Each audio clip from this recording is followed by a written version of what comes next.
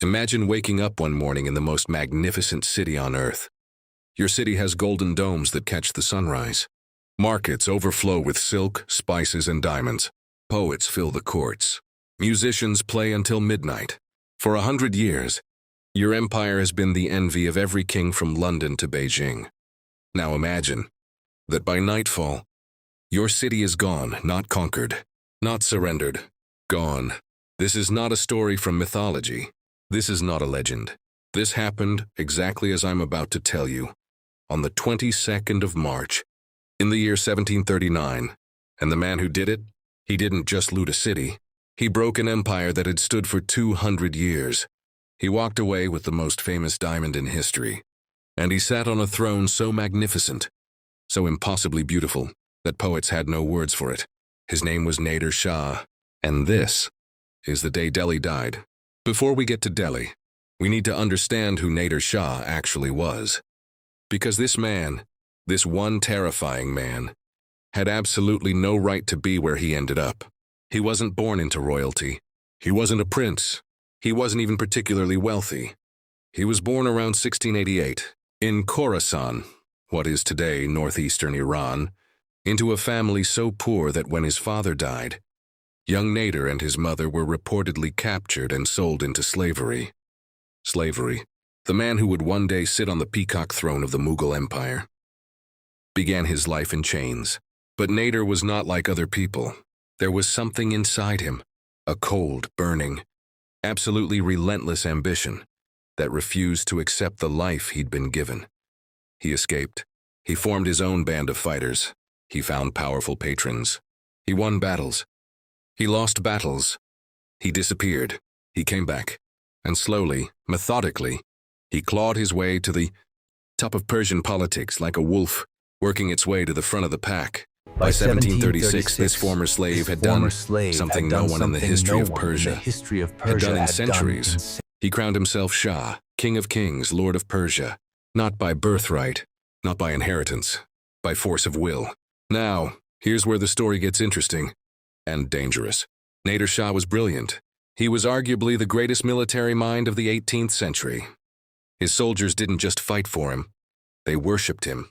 But brilliance costs money. Armies cost money. Maintaining a freshly seized empire costs a breathtaking amount of money. And Persia, despite its ancient glory, was broke. So Nader Shah did what great conquerors throughout history have always done when they ran out of money. He looked east. And when he looked east, he saw India. He saw the Mughal Empire, one of the wealthiest civilizations in human history. A land where the ruling class bathed in rosewater and sat on thrones encrusted with 1,000 emeralds. He also saw something else. He saw weakness. The Mughal Empire in 1739 was like a magnificent old palace slowly being eaten by termites. From the outside, breathtaking, beautiful, imposing. From the inside, crumbling. The great Emperor Aurangzeb had died in 1707, in just 32 years after his death. The Mughal throne had passed through 8 different emperors, 8 in 3 decades, wars of succession, assassinations, coups, regional governors, called Tawabs, had basically stopped listening to Delhi altogether. The Marathas were carving up territories in the west. The Sikhs were rising in the Punjab. The emperor sitting on the throne in 1739 was Muhammad Shah, a man history would cruelly nickname Rangala, meaning the pleasure seeker. While his empire fell apart, Muhammad Shah held lavish parties. He wrote poetry. He dressed extravagantly. He loved music and dance and elaborate court entertainments. History is sometimes brutally unfair in its timing. Muhammad Shah wasn't necessarily a bad man. He was simply the wrong man at the worst possible moment. Because heading straight for him was the most dangerous military mind alive. In the summer of 1738, Nader Shah made his move. His excuse, and powerful men always have excuses, was that the Mughals had been sheltering Afghan rebels who had fought against him. He sent messages to Delhi demanding they hand over these fugitives. He demanded better treatment for Persian merchants. He made a list of grievances as long as his arm. Muhammad Shah's court responded with the diplomatic equivalent of a shrug. That was the last mistake they ever made. In November of 1738, Nader Shah's army poured through the Khyber Pass like a river breaking through a dam. Estimates of his force vary, but historians generally agree it was somewhere between 55,000 and 80,000 men. But here's what made them truly terrifying. It wasn't just the numbers. It was the composition. Nader Shah had studied every military tactic of his era. His army was a machine. He had elite cavalry that could cover ground at shocking speeds. He had camel-mounted artillery, swivel guns on camels, which was revolutionary for the time. He had musketeers, drilled to fire in rotating volleys, so that the enemy faced a near-continuous wall of bullets. The Mughal forces, they still relied heavily on war elephants and tactics that hadn't meaningfully changed in a century. City after city fell. Peshawar, gone. Lahore surrendered without a serious fight. The Persian army moved fast, faster than anyone in Delhi expected. There's an account, perhaps embellished, but historically plausible, that when news of Nader Shah's march reached Delhi, one of Muhammad Shah's senior advisors dismissed it completely. He was reported to have said something to the effect of, "These are just border skirmishes. The might of the Mughal Empire will stop them, as it has stopped everyone else." It had not occurred to them that everyone else had not been Nader Shah. By early February of 1739, the two forces met at a place called Karnal, about 110 kilometers north of Delhi. The Mughal army numbered somewhere around 300,000 men. 300,000, against perhaps 55,000 to 80,000 Persians. On paper, on pure paper, the Mughals should have won. They didn't. The Battle of Karnal lasted approximately 3 hours. 3 hours. Nader Shah's camel artillery was positioned brilliantly on elevated ground, raining fire down on the Mughal center. His cavalry moved with a speed and coordination the Mughal commanders simply couldn't match. He used feigned retreats to lure sections of the Mughal army out of formation, then annihilated them. The Mughal commander, Nizam-ul-Mulk, was captured. Other senior commanders were killed or fled. Muhammad Shah himself watched his army disintegrate. When it was over, an estimated 20,000 Mughal soldiers lay dead. Nader Shah? He had barely broken a sweat. With his army destroyed and his commanders captured, Muhammad Shah did the only thing left to him. He surrendered personally to Nader Shah. He rode to the Persian camp, dismounted, and bowed before the man who had just obliterated his military in an afternoon. Nader Shah received him with what eyewitnesses described as surprising courtesy. He was gracious, composed. He told Muhammad Shah he would be treated with dignity. He even told the Mughal emperor he would accompany him back to Delhi as a guest. That word, guest, a word that in this context meant something more like, "I have won, and I will demonstrate that I have won by sitting in your capital city." On the 20th of March, 1739, Nader Shah rode into Delhi, into the Red Fort that Shah Jahan had built, into the city Akbar had glorified, into the heart of the empire that Babur had founded.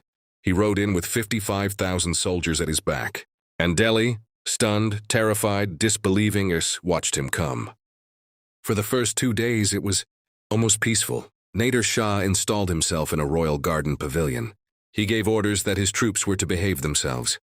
There was to be no looting, no violence against civilians. The market stalls were to remain open. Life in Delhi was to continue. And for 2 days it did. But armies are not machines. They are made of men. Men who have marched thousands of miles. Men who have fought and bled. Men who look around them and see incomprehensible wealth. Silk merchants, jewelers, spice markets, homes stuffed with generations of accumulated treasure, and who begin to resent the order to leave it untouched. Rumors started circulating through Delhi's streets. Whispers that Nader Shah was dead, that the Persian army was leaderless, that this was the moment to rise up and drive the invaders out. We don't know exactly how it started. Sources disagree on the details. But what we know, what is certain, is that on the night of March 21st, Persian soldiers began to be attacked in the streets of Delhi. A few soldiers here, a patrol there, mobs forming in the alleyways around the old city. Dozens of Persian soldiers were killed. The next morning, the 22nd of March, 39, Nader Shah rode into the city himself. He went to the Sunehri Masjid, the Golden Mosque, and climbed to the roof.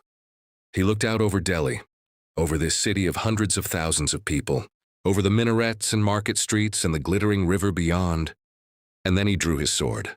That single gesture, a sword drawn on a mosque roof, that was the signal his soldiers had been waiting for. What followed is known in history as the Qatl-i-Am, the general massacre. Nader Shah's soldiers poured into the city, not into military barracks, not into government buildings, into the streets, into the markets, into the homes. The orders, as best as historians can reconstruct them, were to kill every male in Delhi who was not a Persian soldier. For approximately 6 hours, the killing continued. Shops in Chandni Chowk, the great silver market, were put to the torch. The streets of the old city ran with blood. Families barricaded themselves inside their homes. Women threw themselves into wells rather than face what was coming. Contemporary Persian chronicler Muhammad Mahdi Khan estimated that somewhere between 20,000 and 30,000 people were killed that day, 20,000 to 30,000 human beings. In 6 hours. At noon, Muhammad Shah came to Nader Shah, prostrate, begging him to stop. He pleaded for his people.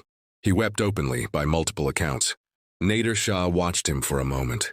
Then he sheathed his sword, and the killing stopped. Just like that. On his command it had begun. On his command it ended, which perhaps tells us more about Nader Shah, about the precise, calculated nature of his cruelty, than anything else in this story. The massacre was a message, not a loss of control, not a rampage, a demonstration of power. Now came the reason Nader Shah had really come to Delhi. Not just military dominance, not just a lesson taught in blood. The treasure. For the next 2 months, Nader Shah oversaw the most systematic looting of a major city in the entire 18th century. And I want you to understand, truly understand, the scale of what he took. The Mughal treasury had been accumulating wealth for over 200 years. 2 centuries of tax revenues from one of the most populated and productive civilizations on Earth. 2 centuries of tributes, conquest, trade, and inheritance. Nader Shah took all of it. In terms of modern valuation and economic, historians have attempted these calculations, though they necessarily come with huge uncertainty. The total value of what he took from Delhi has been estimated at somewhere around 10 billion to 15 billion in today's terms. Some estimates go considerably higher, but 2 items stand apart from everything else. The first was the Peacock Throne, built for Emperor Shah Jahan in the 1630s, the same emperor who built the Taj Mahal, the Peacock Throne was arguably the most magnificent single object of art ever created by a royal court in human history. It was made of solid gold, encrusted with thousands of precious stone and rubies, emeralds, pearls, and diamonds. Behind the seat, 2 enormous peacocks spread their tails. Each tail feather represented in enameled gold and gemstones. Between the peacocks stood a parrot carved from a single massive emerald. Persian poet Qudsi called it the throne of the heavens, the throne that Muhammad Shah's ancestor had built as a symbol of Mughal eternal power never returned to India. The second item was smaller, far, far smaller. It fit in the palm of a hand, a diamond, weighing at the time approximately 186 carats. Diamond. Colorless with an exceptional internal glow. Miners in the Golconda mines had pulled it from the earth perhaps a century earlier. Its name, the name it carries to this day, is the Koh-i-Noor, Mountain of Light. The story of how exactly Nader Shah obtained it from Muhammad Shah is one of the great pieces of historical intrigue. The diamond had been sewn into the folds of Muhammad Shah's turban for safekeeping, but somehow, through a spy, through a traitor, through Nader Shah's own sharp observation, accounts vary, he discovered where it was hidden. He invited Muhammad Shah to a feast. At the feast, following a Persian ceremony of brotherhood, he proposed they exchange turbans. Muhammad Shah, trapped, surrounded by Persian soldiers, unable to refuse, had no choice but to agree. When Nader Shah retired to his tent and unfolded the turban, he found the diamond. By one account, when he saw it gleaming in the light of his lamp, he whispered, "Koh-i-Noor, Mountain of Light," and that is how the diamond got its name. Today, the Koh-i-Noor sits in the crown jewels of the British royal family. In the Tower of London, India, Pakistan, Afghanistan, and Iran have all at various times claimed it. and demanded its return. It has never gone back. Every time I think about that diamond, about where it came from, and the ocean of suffering that surrounds its history, I am reminded that objects carry the weight of the moments that created them. In May of 1739, Nader Shah gathered his treasure and his army and turned back toward Persia. He had been in India for less than a year. In that time, he had fought one of the most lopsided battles in military history, sacked one of the world's great cities, killed tens of thousands of people, and stripped away more wealth than most countries will ever possess. Before he left, he extracted one final concession. From Muhammad Shah, he demanded and received Mughal territories west of the Indus River, Punjab, Sindh, the Kabul region. With the stroke of a pen, or rather at the point of a sword, the Mughal Empire lost a quarter of its territory. The effects of 1739 rippled out for decades, centuries even. Muhammad Shah returned to his throne in Delhi. He tried to rebuild. He lived until 1748, but the empire he ruled was a ghost of what it had been.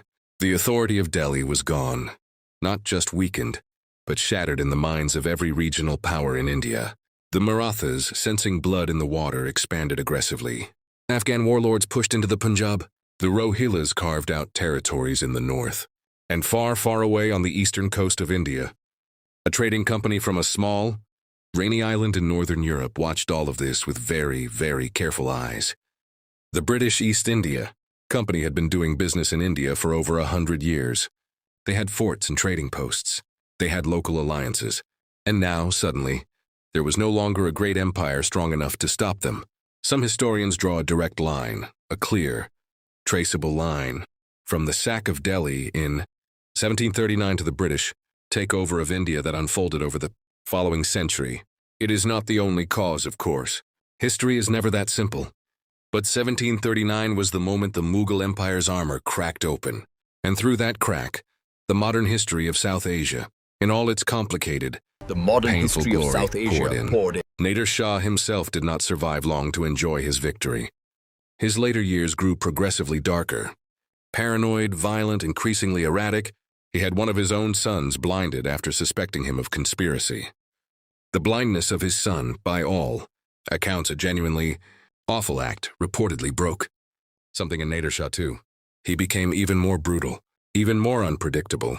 In 1747, 8 years after Delhi, he was assassinated by members of his own court.